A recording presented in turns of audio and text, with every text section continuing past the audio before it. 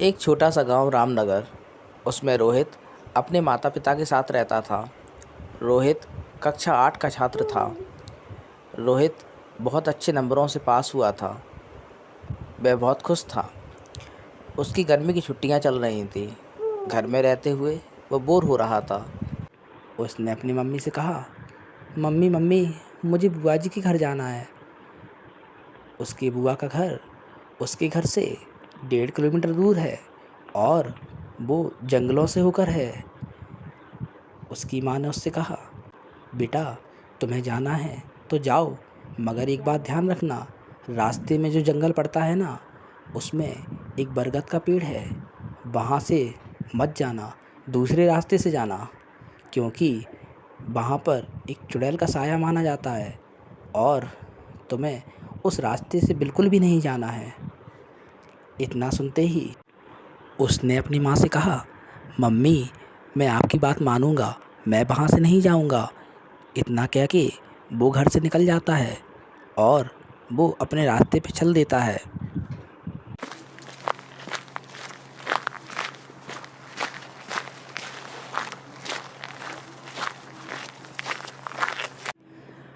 वो अब अपने बुआ के घर पहुँचने ही वाला था, जहाँ से जंगल का मोड़ ख़त्म होता है और गांव नज़दीक ही था। वहीं पर वो चुड़ैल का साया माना जाता था। वहाँ एक बहुत बड़ा बरगद का पेड़ था।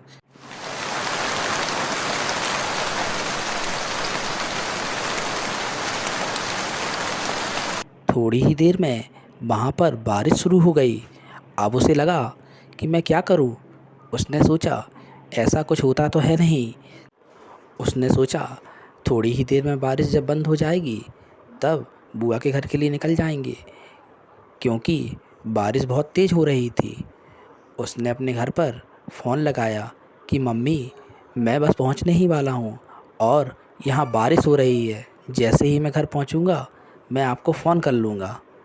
इतना कह के उसने फ़ोन रख दिया। जहाँ वो खड़ा था वहाँ से बरगद का पेड़ थोड़ी ही देर पर था।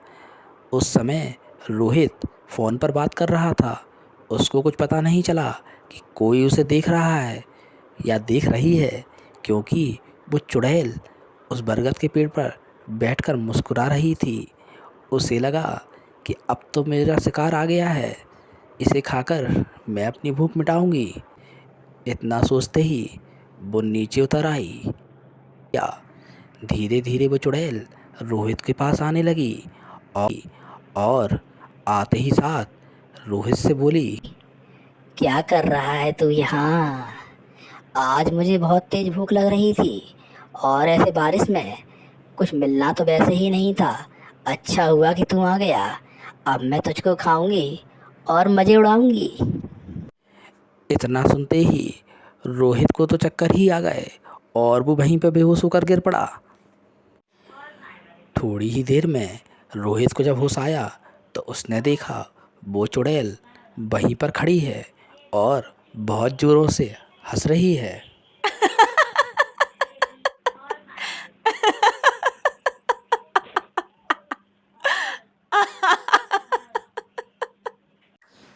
देखते ही देखते वो चुड़ैल अपना आकार बढ़ाने लगी और उस पेड़ के बराबर हो गई।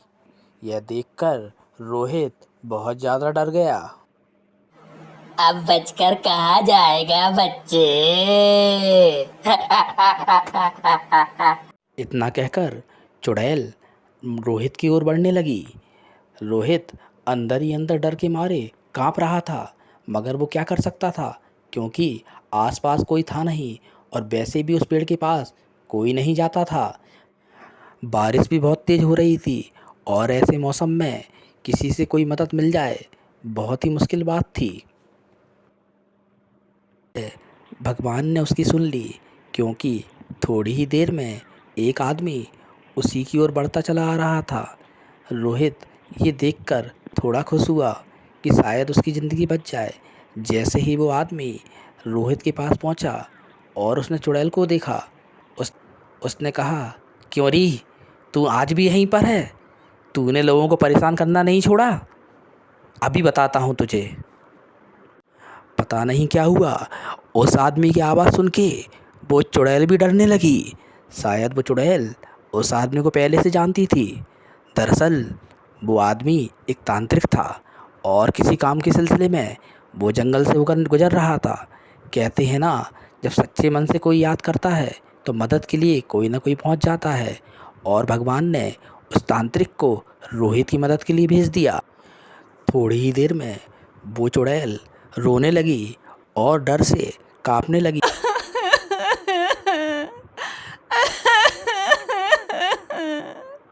उस तांत्रिक ने उस चुड़ैल पर मंत्र पढ़कर फेंका।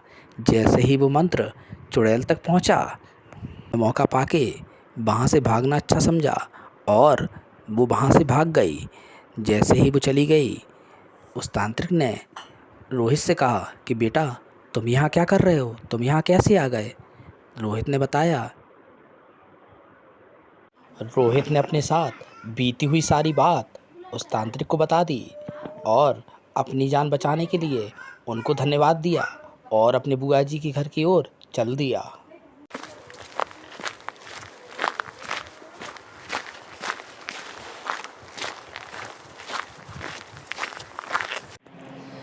अगर आपको हमारी ये कहानी अच्छी लगी हो तो लाइक, शेयर और कमेंट ज़रूर कीजिए। और हाँ, यदि आपने अब तक हमारे चैनल को सब्सक्राइब नहीं किया है तो कर लीजिए, जिससे हमारे आने वाले वीडियोस की नोटिफिकेशन आप तक पहुंच सके। आप सबका बहुत बहुत धन्यवाद।